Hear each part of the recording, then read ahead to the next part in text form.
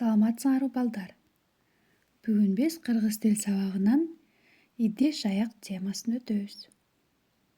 Идиштер ашханада, посуда на кухне. Идиш аяқтарды тамақта колдонобуз.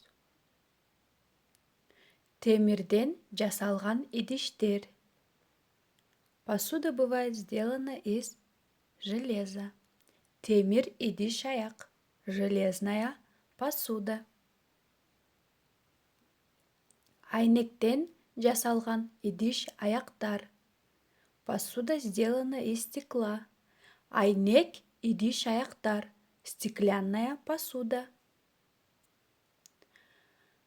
Дагы көп бизде идиш аяқтар бар, Булар бычак, нож, айры, вилка, кашык, ложка, кичинекей кашык, маленькая ложка, чоң кашык, большая ложка. Бул жерде кашык, бычак, айрылар эмнеден жасалган? Темирден жасалган. Темир кашык, железная ложка.